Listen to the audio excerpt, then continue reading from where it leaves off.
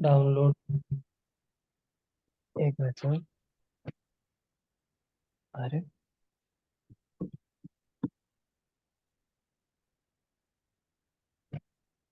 Yes. तो आज ये चैप्टर खत्म करना है। हाँ सर।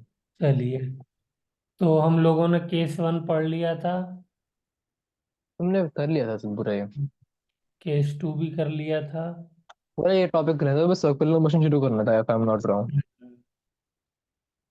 और ये केस थ्री में क्या था, ये स्टेटमेंट बताइए क्या है ये। ठीक है, जब तक थीटा बढ़ता रहता है, जब पहले तो एफ सी जो कांटेक्ट फोर्स है और एम जी कॉन्स्टेंट रहेंगे, सेम रहेंगे। पर पर फिर जब थीटा ज्यादा लिमिट से, जब थीटा ज्यादा बढ़ जाएगा न्यू की टैन थीटा से बढ़ जाएगा न्यू की वजह से, तब एफ सी कम होने लग जाएगा कि कॉस थीटा कम होने लग जाएगा। तो हाँ हम्म ये कांस्टेंट क्यों रहता है शुरू में? सर। वैल्यू तो कॉस सर थीटा ये टैन कम होगी। सर क्योंकि न्यू की वैल्यू टैन थीटा से ज्यादा होती है ना सर, तो अपने आप को अलाइन कर लेता है हाँ, एम जी से। वो फ्रिक्शन अपने आप को उस तरीके से अरेंज कर। Parts force. ठीक है ना। चलिए, गुड। क्लैरिटी होनी चाहिए दिमाग में। उसके बाद हम लोगों ने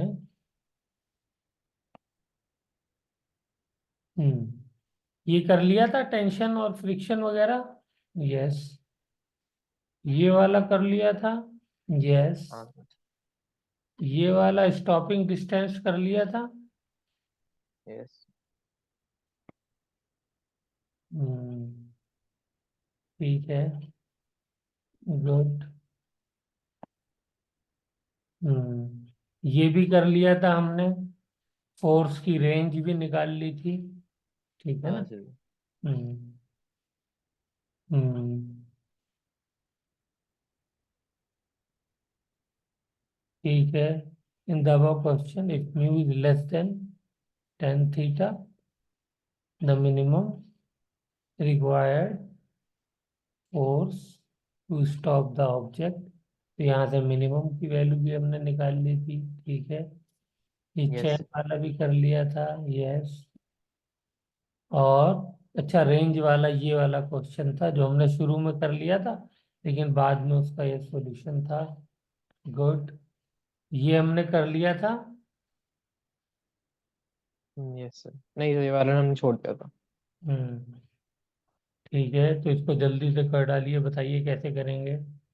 एक ब्लॉक रखा है हेमिस्फेरिक शेल में। तो अम, वो टैंजेंट कंसिडर कर लेते हैं।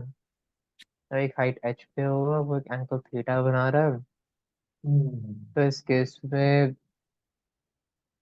टैन थीटा हो जाएगा। फ्रिक्शन की डायरेक्शन ऐसी है तो न्यू। और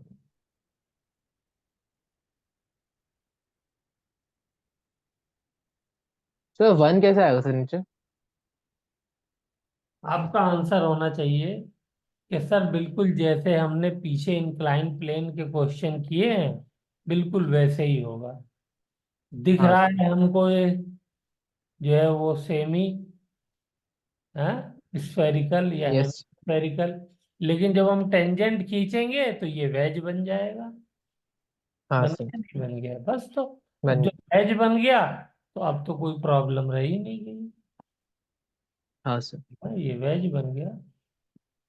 हाँ सर, मैं पूछ रहा था, मेरा क्वेश्चन था कि टैन थीटा न्यू हाँ अपॉन वन बेटा, कैसे ये लाएं? हमें मालूम है कि कब स्लिप नहीं करता है। तो लास्ट हाँ ओके। स्लिप होता है when tan theta is equal to mu. Yes sir. But हम इसको म्यू अपॉन वन भी तो लिख सकते हैं। यस यस सर, तो हम वो शाखा ट्रायंगल में आ गया हमने, ओके यस यहाँ सर। से हमको जो है वो कॉस थीटा की वैल्यू मिल जाएगी। हाँ सर। तो कॉस थीटा हो गया one upon under root one plus nu square और इज बिल्कुल। Equals to. और दूसरा ये हमने डायरेक्ट यहाँ से ये वैल्यू ले ली। हाँ सर। हाँ ये फिर वो आर ट्रायंगल बना आ गया। माइनस एच हो गया, ये आर हो गया, तो अब इन दोनों को इक्वेट कर दिया हमने। इक्वेट कर दिया तो एच की वैल्यू आ जाएगी। Yes sir. ठीक है ना। हाँ सर। चलिए, वेरी गुड।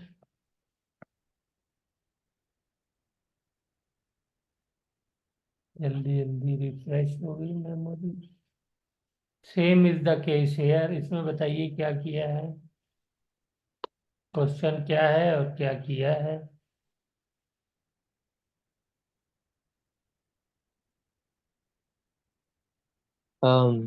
सर इस वाले क्वेश्चन में हमने थोड़ा सा एलिप्टिकल लिया है इस बार, मतलब पैराबोलिक लिया है इस बार एक। यस।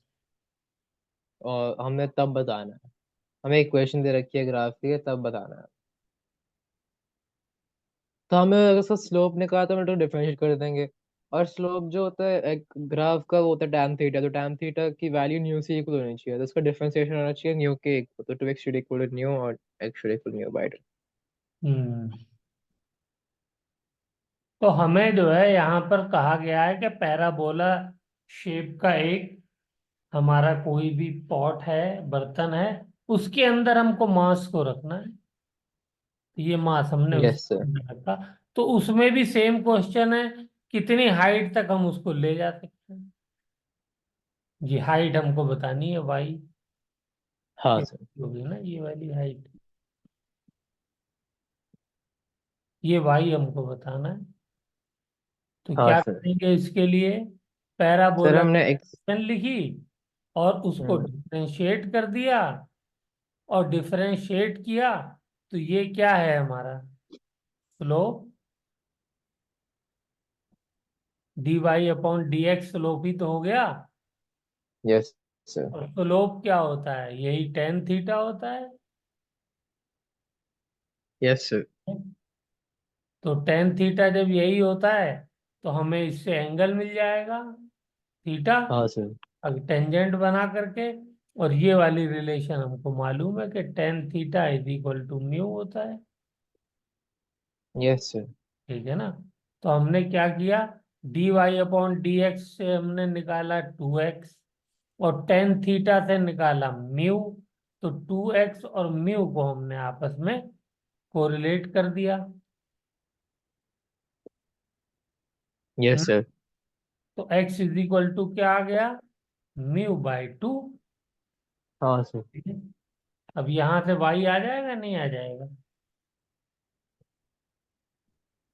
Yes sir. कैसे आएगा, हम y की वैल्यू x की वैल्यू पुट कर देंगे सर इक्वेशन बस में। यहाँ पे एक्स की वैल्यू पुट तो करेंगे न्यू स्क्वायर अपॉन और 4 आ हो गया। जाएगा। तो यहाँ से आ जाएगा Y is equal to nu square by, क्या हो जाएगा, फोर। ये स्क्वायर बाय 4।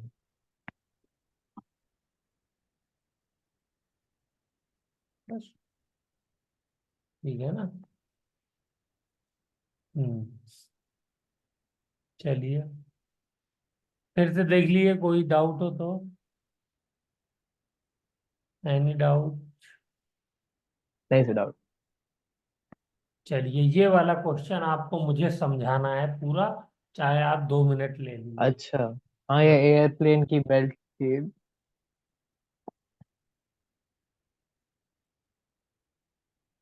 क्योंकि इसको समझाने में, फील करने में हमने काफी टाइम लगाया था, तो इसको आपको मुझे समझाना है आज, फील कराना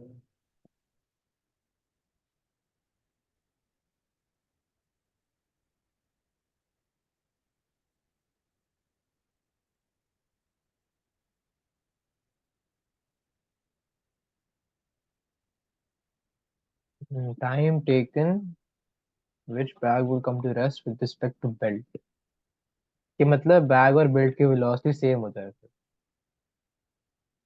हम्म।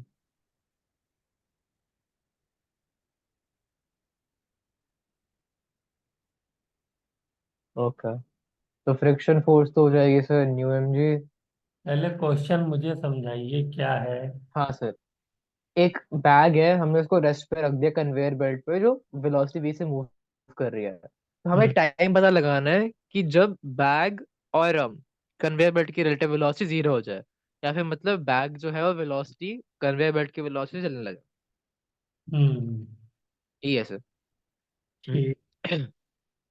ये समझ में आ गया ना, फील हो गया ना, जब हम किसी भी बैग को कन्वेयर बेल्ट पे रखते हैं तो क्या होता है, जब हम तो उसको रेस्ट पे ही रखते हैं ना, लेकिन कन्वेयर बेल्ट के मोशन की वजह से वो भी धीरे धीरे चलने लगता है, फ्रिक्शन उसको चलने नहीं देता है, लेकिन वो यस सर। बेल्ट उसको अपने साथ चलाती है।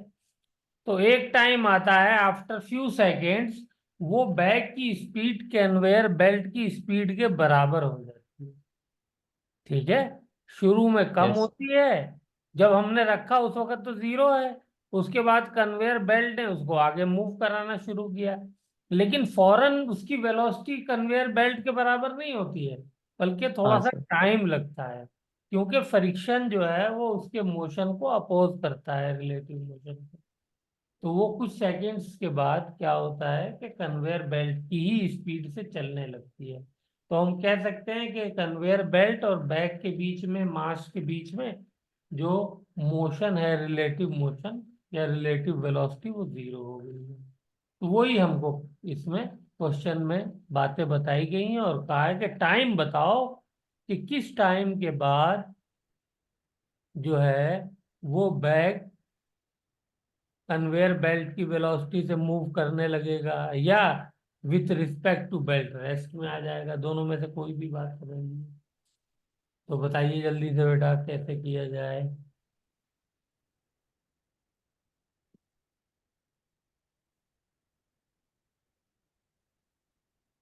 तो जब हम बैग को रखेंगे हम्म। एट दैट इंस्टेंट, हम्म। तो बेल्ट तो आगे जा रही है, यस। तो मतलब फ्रिक्शन फोर्स पीछे की तरफ लगेगा। यस, बिल्कुल सही। तो बैग पहले थोड़ा सा पीछे होगा फिर आगे जाएगा। हम्म। लेकिन फ्रिक्शन फोर्स पीछे की तरफ किस पे लगेगा? क्या मतलब सर? फ्रिक्शन फोर्स किस पे पीछे की तरफ लगेगा?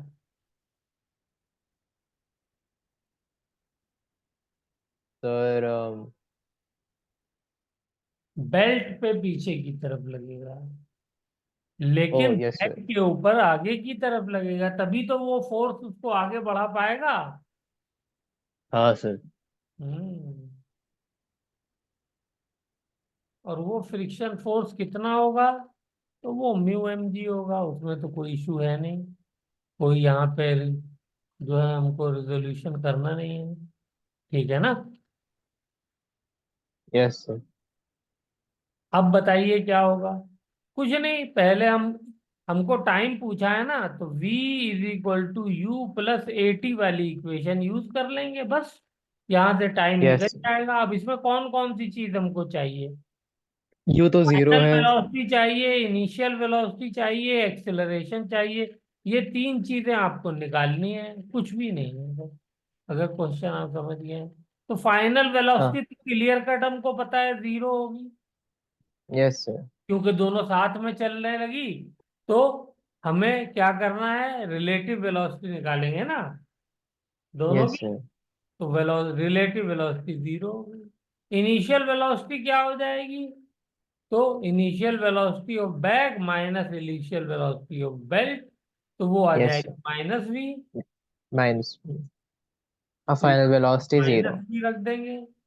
अब एक्सेलरेशन बताइए क्या होगा? एक्सेलरेशन, एक फोर्स तो एक ही लग रहा है तो उसी का म्यू एक्सेलरेशन जी होगा। अपॉन म्यू जी हो जाएगा। हाँ सर, न्यू जी, क्योंकि फोर्स तो एक ही लग रहा है, फ्रिक्शन न्यू एम फ्रिक्शन जी। लग रहा है, वही आगे लेके जा रहा है, उसी से हाँ मास सर। बैग जो है वो एक्सेलरेट हो रहा है। और टी हमें निकालना हाँ, टी निकालना, तो यहाँ से टी आ गया। तो हो गया टी इज इक्वल टू है। Nu V upon V upon M G. G. Nu M G. Yes. इतने टाइम में दोनों साथ में चलने लगेंगे। हाँ सर। और देख लीजिए बेटा, कहीं पे कोई डाउट हो तो। नहीं। चलिए, तो नेक्स्ट क्वेश्चन में देखते हैं। अच्छा, नेक्स्ट पेज पे वही सॉल्यूशन दिया हुआ है। ये एक्सेलरेशन फ्रिक्शन वाले से निकला है, ये तो क्लियर है, आपको कोई दिक्कत नहीं है।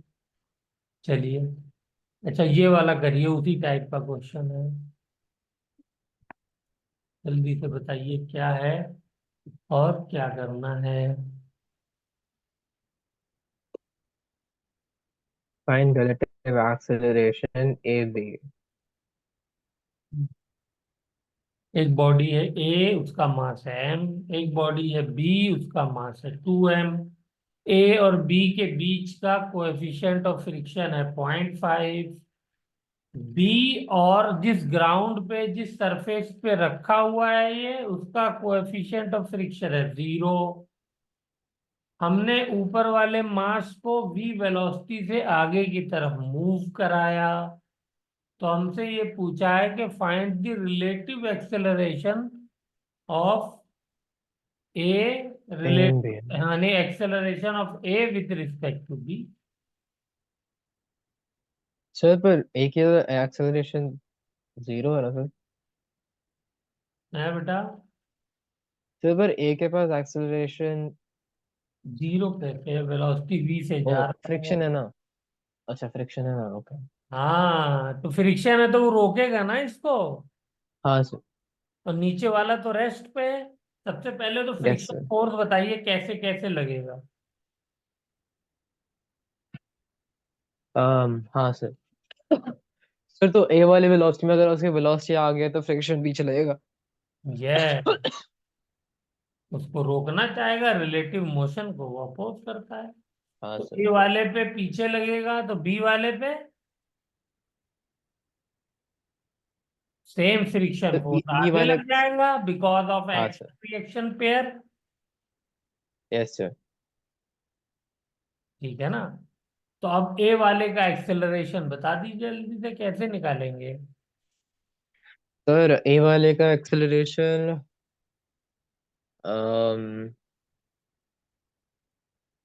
फ्रिक्शन फोर्स को मास से डिवाइड कर दीजिए, और क्या है। ये तो फ्रिक्शन फोर्स हो गया। इसकी वैल्यू हाँ सर। कितनी हो जाएगी बताइए? फ्रिक्शन फोर्स की वैल्यू कितनी हो गई?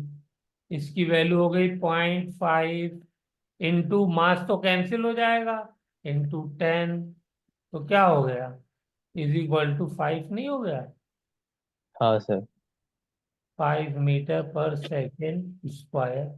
अब ये सर वैल्यू। डायरेक्शन भी हमने इसमें दिया हुआ है, किस डायरेक्शन में होगा एक्सेलरेशन? बोलिए। जिधर फोर्स होता है उसी डायरेक्शन में फोर्स होता है। एक्सेलरेशन होता है। तो हाँ फोर्स सर। जो है वो -x डायरेक्शन में है। तो -i कैप लगा दिया हमने। हाँ सर तो मतलब -5 क्या? ओके। तो ये हो गया हमारा ओके। इसका ए का एक्सेलरेशन। लेकिन यस हमें सर। तो acceleration of A with respect to with B B. निकालना है ना। तो तो अभी एक्सेलरेशन बी में फोर्स एक ही जगह पे लग रहा है तो मतलब वो भी एक जगह पे लगेगा, तो मतलब 2m ab is equal to μmg। तो हम्म फिर हम ए बी को इक्वेट कर लेंगे, वो हो जाएगा 5/2 क्या? हम्म ठीक है ना? और यहाँ पे देखिए साइन नेगेटिव नहीं है, पॉजिटिव है। क्यों? हाँ क्योंकि फोर्स आगे लग रहा है। क्योंकि फोर्स आगे लग रहा है। Very good. तो तो ए एक्सेलरेशन बी हो of A with respect to B क्या हो जाएगा? तो -5 minus five -5 by two minus negative 15/2। 5/2 equal to -15/2। पहला पार्ट हो गया हमें। ठीक है, लेकिन इसमें अच्छी प्रैक्टिस हो गई। चलिए दूसरा पार्ट बताइए जल्दी से।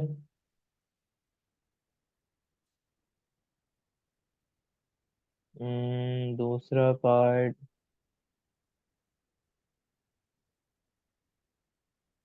B. Find the time after which it stop.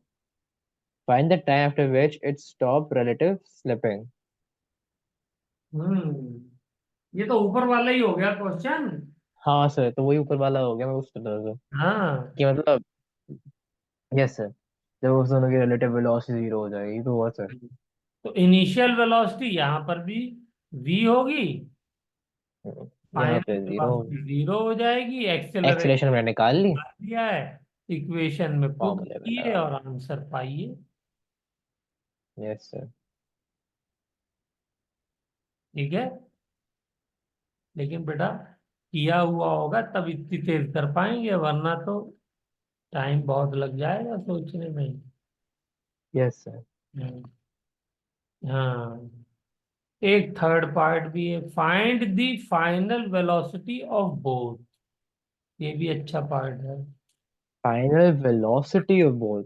हाँ भाई, रिलेटिव तो जीरो हो गई, लेकिन कुछ ना कुछ तो वेलोसिटी है ना दोनों की। ये थोड़ी है कि दोनों ने रुकना बंद कर दिया है, चलना बंद कर दिया है। ये बात कैसे करेगा? इसमें कंजर्वेशन ऑफ मोमेंटम लगा दे। अच्छा okay. Initial momentum is equal to final momentum. Final momentum तो mv is equal to 3 mv। Okay अच्छा तो साथ होता है। कंजर्वेशन ऑफ मोमेंटम कब लगाते हैं? कंडीशन बताइए। आ सर तो हर समय रहता है ना? नहीं, कंजर्वेशन ऑफ मोमेंटम आप, जब एक्सटर्नल फोर्स लग रहा हो कुछ। यस, एक्सटर्नल फोर्स जब जीरो होता है, वेरी हाँ। Important point. तो क्या यहाँ पे कोई एक्सटर्नल फोर्स लग रहा है? नहीं। नहीं लग रहा है, खाली इंटरनल फोर्स लग रहे हैं। और फ्रिक्शन जो है वो अच्छा। इंटरनल फोर्स है ना। Yes sir. इसलिए हम लोग क्या करेंगे, कंजर्वेशन ऑफ मोमेंटम को लगा सकते हैं। ठीक है ना। ओके। सेकंड लॉ क्या कहता है? Change in momentum with respect to time is equal to force. तो फोर्स हो गया जीरो, तो डेल्टा टी से हम जब मल्टीप्लाई करेंगे तो ये भी जीरो हो जाएगा। तो change in momentum is equal to zero. इसका मतलब initial momentum minus final momentum is equal to zero. इसका मतलब initial momentum is equal to final momentum, बस। हो, यस सर। ठीक है ना। तो इनिशियल मोमेंटम क्या है? mv। यस। ठीक है ना, इनिशियली बॉडी m ही मूव कर रही थी वेलोसिटी v से, b वाली बॉडी हाँ तो सर। s में थी। और फाइनल मोमेंटम क्या हो गया? दोनों मूव करने लगे। दोनों यस मूव सर। करने लगे तो दोनों का मास हो गया 3m। वेलोसिटी हो गई फाइनल vf। तो यहां से vf आ गया v/3। Okay sir. तो यानी वेलोसिटी इनिशियल से 3 टाइम्स लेस हो जाएगी। Yes sir. ठीक है ना। Yes sir. चलिए, वेरी गुड।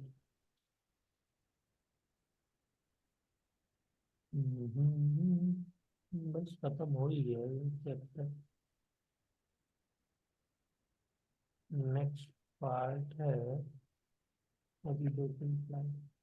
हाँ, गुड। इसका ग्राफ ये बनाया था, जल्दी देखिए, ग्राफ समझ में आ रहा है क्या है इसी क्वेश्चन में? वेलोसिटी वर्सेस टाइम का ग्राफ बनाया था। हम्म।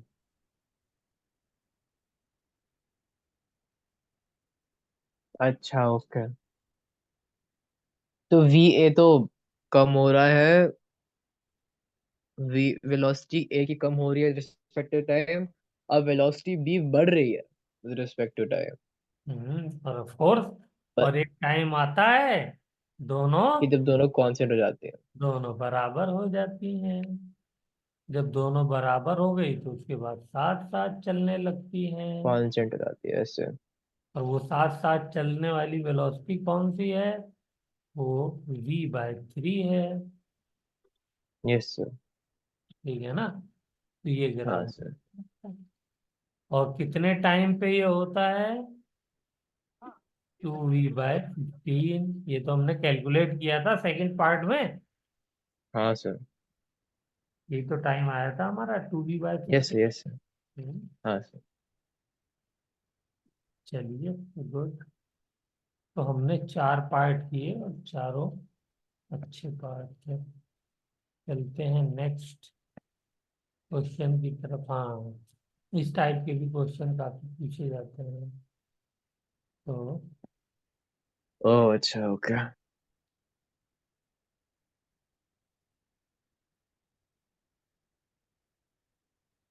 तो अगर ये दोनों बॉडीज रेस्ट पे हैं तो नॉर्मल कितना होगा इन दोनों के बीच में? हाँ, नहीं, ये कहाँ कहाँ है दोनों बॉडी रेस्ट पे हैं? ओह अच्छा मतलब उनका रिस्पेक्टिव सरफेसेस न्यू वन और न्यू टू है सेक्शन का। और अगर दोनों सेम दोनों है। बॉडीज का जो कोएफिशिएंट ऑफ फ्रिक्शन है वो जीरो है। इंक्लाइन प्लेन अच्छा। पे दोनों टच हो रखी हैं एक दूसरे से, और हमने पकड़ करके ऐसे पकड़ा हुआ है दोनों बॉडी को इंक्लाइन प्लेन पे। दोनों का कोएफिशिएंट ऑफ फ्रिक्शन जीरो है। तो हमसे पूछा है कि इनके बीच का नॉर्मल क्या होगा। तो इनके हम्म। बीच का नॉर्मल जीरो होगा। ओके जल्दी सर, से बता क्यों दिए सर? जीरो क्यों होगा। सर इसलिए बेटा कि ये जितनी स्पीड से नीचे जाएगा, जितने एक्सेलरेशन से, उतने एक्सेलरेशन से ये भी जाएगा।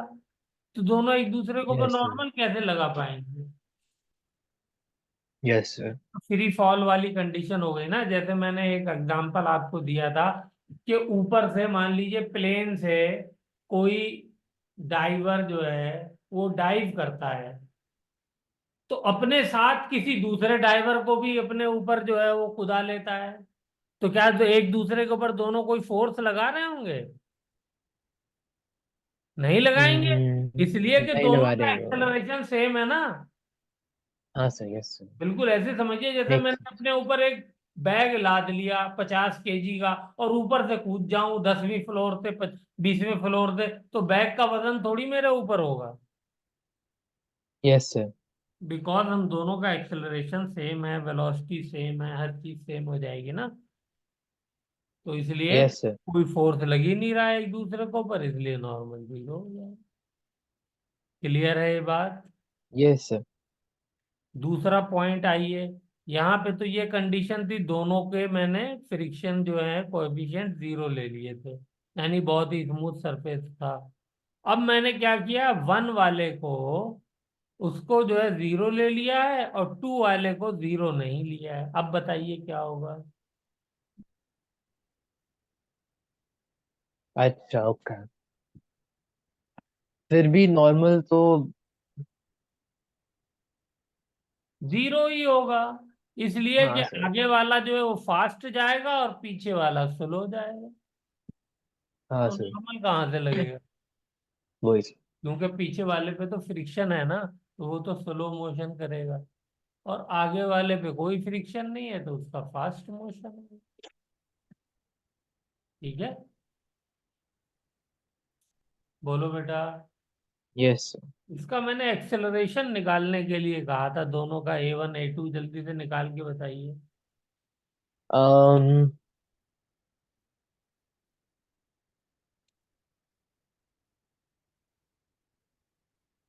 तो अगर एक तो हो जाएगा न्यू M1 G साइन थी एक। जी नहीं। साइन थीटा हो जाएगा A1। हाँ सर। और A2 में A2 हो जाएगा g sine theta minus mu G. बोलिए। हाँ सर। फ्रिक्शन फोर्स से ये वाला रिटार्डेशन आ जाएगा ना, इतना हाँ पार्ट। सर। तो इसको सब्ट्रैक्ट करना पड़ेगा। Yes sir. पक्का बेटा, क्लियर है एकदम 100%? हाँ सर, क्लियर है सर। चलिए, थर्ड वाला बताइए केस।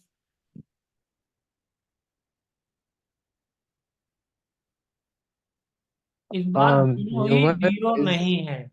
इस बार mu both one are not equal to zero. और mu two is greater than mu one.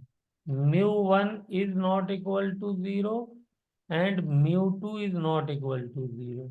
यार बट सेम केस तो हो गया सर, म्यू टू जो पहले है वो वाला। ज्यादा है म्यू वन से। हाँ तो सर, अब भी इसी तो सेम नॉर्मल केस ही जो हो है गया सर। जीरो हो जाएगा। ये ठीक सेम है केस ही ना? तो हो गया सर। है बेटा।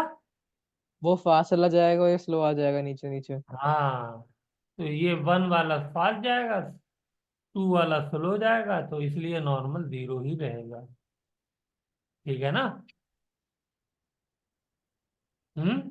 और यस सर। एक्सेलरेशन इसके अंदर भी आप निकाल सकते हैं। A1 क्या हो जाएगा इस बार, g sine theta minus mu one g. और दूसरे का एक्सेलरेशन में क्या हो जाएगा, g sine theta minus mu T g. बोलो बेटा, क्लियर? Yes sir. गुड। ये हो गया हमारा थर्ड केस। अब आते हैं अपने लास्ट स्लाइड पे। केस नंबर थर्ड होगा, केस नंबर 4। क्या है case number 4? Case number 4, nu1 is equals to nu2 is not equal to 0। हम्म तो फिर भी नॉर्मल सेम हो जाएगा, 0 हो जाएगा, क्योंकि एक्सेलरेशन तो सेम ही दोनों होगा की फिर। स्पीड सेम होगी अब भी, तो अब भी यस। नॉर्मल 0 रहेगा।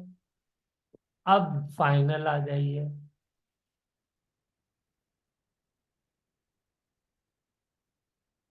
nu2 is less then nu1, तो इस बार क्या हो जाएगा? nu2 जो है वो फास्ट चलना चाह रहा होगा, और मतलब जो 1 2 वाला है मास, ये हम्म 2 है और ये 1 है। ठीक है ना? तो इसमें नॉर्मल 0 नहीं होगा सर, क्योंकि पहले वाला हाँ, तो स्लो जाएगा, ऊपर वाला m1 फास्ट है, जाएगा ये तो।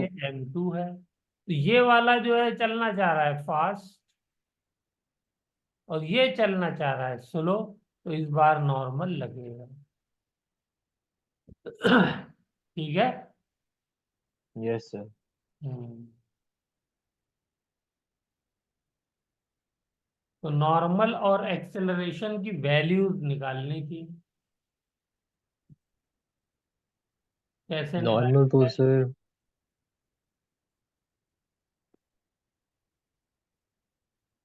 नॉर्मल इस केस में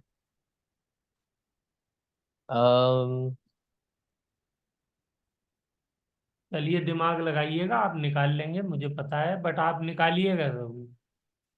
ठीक है। ठीक है, थोड़ी सी प्रैक्टिस हो जाएगी। तो यहाँ पे बेटा हमारा चैप्टर ये खत्म होता है।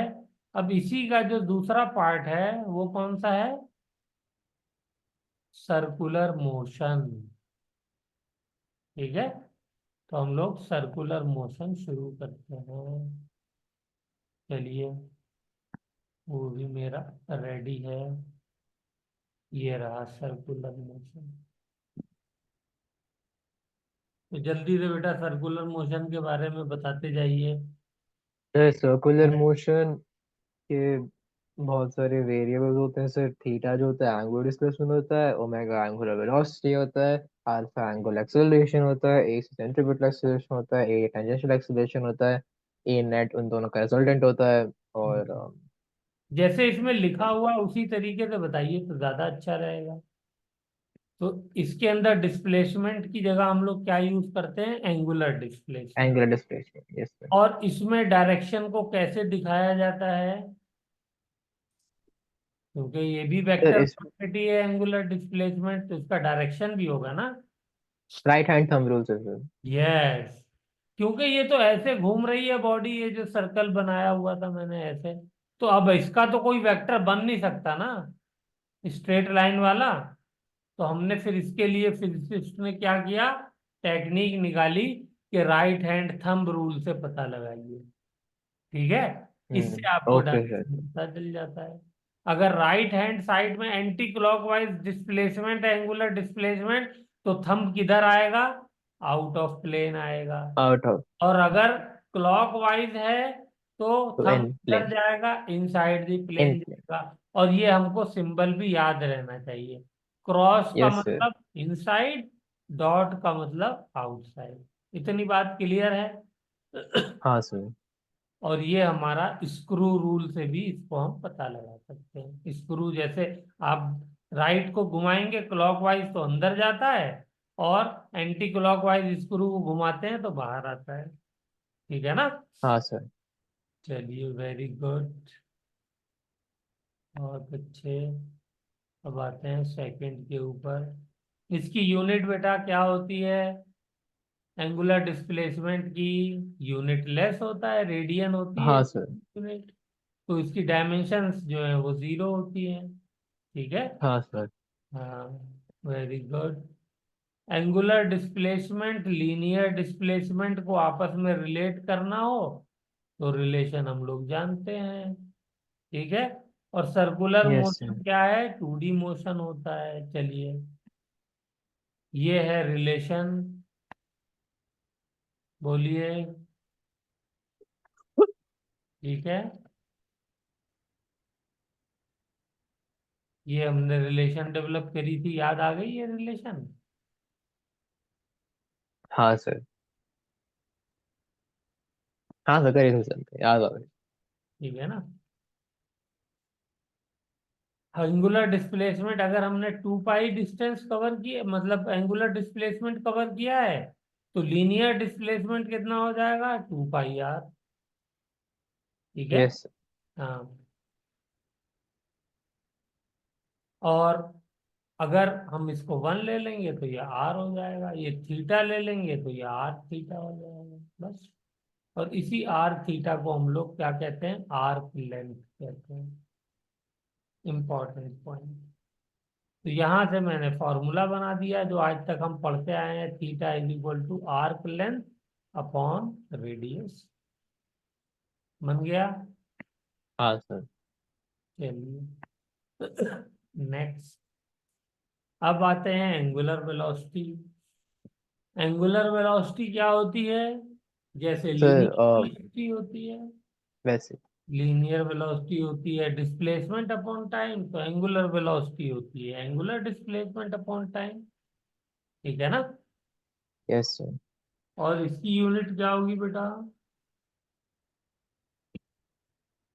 रेडियन पर सेकेंड, यस सर। ठीक है ना। क्योंकि डिस्प्लेसमेंट में रेडियन आता है तो रेडियन आ जाएगा। अच्छा, इसका ये भी एक वेक्टर क्वांटिटी है लाइक लीनियर डिस्प्लेसमेंट। इसका डायरेक्शन कैसे निकालेंगे, sir same right hand thumb rule से। Yes sir. और इसका डायरेक्शन क्या होगा, दोनों का रिलेशन क्या होगा, एंगुलर डिस्प्लेसमेंट और एंगुलर वेलोसिटी का सेम डायरेक्शन होगा। अगर एंगुलर हाँ सर। डिस्प्लेसमेंट में थंब बाहर आ रहा है, यानी body anti clockwise angular displacement कर रही है, तो वेलोसिटी भी तो एंटी क्लॉकवाइज ही होगी। Yes sir. हाँ सर।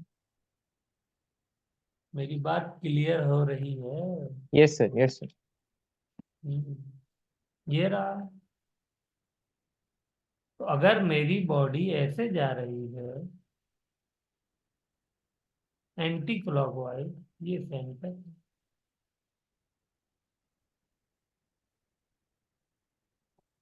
ये थीटा हाँ सर, हो, तो एंगुलर वेलोसिटी एंटी क्लॉकवाइज तो होगा, यस। यहाँ पे मेरा एंगुलर जो डिस्प्लेसमेंट है वो क्या हो जाएगा, वो डॉट बाहर को आएगा। तो एंगुलर वेलोसिटी भी तो यही होगी, यस सर। ओमेगा। तो ये भी बाहर को आएगी, और होना भी चाहिए क्योंकि ये भी एक्सियल वेक्टर है। I think you are getting my point. हाँ सर। अच्छा, ये 90% क्यों लिखा हुआ है मैंने? सर ये आपने बता दिया तो लाइफ हो जाएगी झींगा लाला। बताइए।